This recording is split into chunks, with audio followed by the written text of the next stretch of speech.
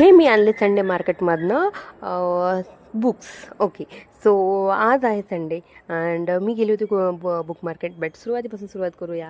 आज होता संडे आणि मला खूप दिवसापासून बुक परचेस करायला जायचं होतं मार्केटमध्ये. सो आता 3:30 वाजले. तयार होऊन पटकन आवरून जावं म्हटलं, कारण की सगळी घरातली कामं झालेत ऑलमोस्ट.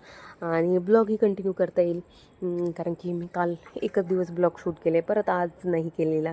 सो चला म्हटलं आज संडे आहे आणि बाहेरही जाऊ घेऊया. सो क्विक असं मेकअप केलं, ॲक्सेसरीज घेतल्या बेसिक अशा. मी निघाली उबर बुक करून. इथे हैदराबादमध्ये हा कबुतरांचं ठिकठिकाणी असे स्पॉट आहेत, बट हा खूप फेमस स्पॉट आहे. इथे खूप साऱ्या शूटही होतात. शूट म्हणजे जे इन्फ्लुएन्स वगैरे असतात. आणि मी पोहोचले होते बुक मार्केटमध्ये, ज्यासाठी मी घरातून निघाले होते. मी तशी कम्फर्टेबल नाही आहे मार्केटमध्ये शूट घ्यायला, बट ब्लॉग इंटरेस्टिंग बनावा आणि वेगवेगळे अँगल यावे ह्यासाठी हा प्रयत्न आहे माझा. आणि ज्यासाठी हा ब्लॉगिंग करायला घेतली तर तोच ये नाही करणार तर काय करणार. तो आले, काही बुक परचेस केले. इथे एक मॅक्सचं शोरूम होतं, तिथे मी 1-2 जीन्स ट्राय केल्या. फायनल केली होती मी एक, बट ही थोडीशी हार्ड होती आणि बाकी जी आवडली होती ती माझ्या साईजची नव्हती. सो 1-1.5 तास झाला होता बुक लावली होती. नर्सिंगला आले होते.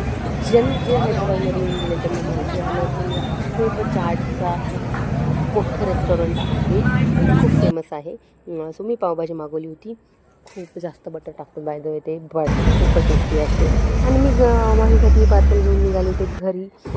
मी प्लॅन केलं होतं मी आले त्यासाठी येईल, पण मला कम 2-2.5 तास गेले होते. No worries. मग मी किट्टूसाठी हे वोफल घेऊन आले होते. तिला गोड आवडतं, तिला वाटलं हे केकच आहे, बट तिनं आवडीनं खाल्लं. आणि माहीसाठी कुलचे आणि छोले, त्यानं हे ट्राय केले नव्हते. आणि पावभाजीच नेहमी काय आणायची म्हणून म्हटलं थोडं काहीतरी वेगळं.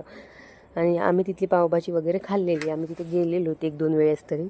सो हो, नुसतंच हे डिनरच. आता मला वाटत नाही की तो डिनरमध्ये वेगळं काहीतरी खाईल, कारण की ऑलरेडी 6-6:30 झाले.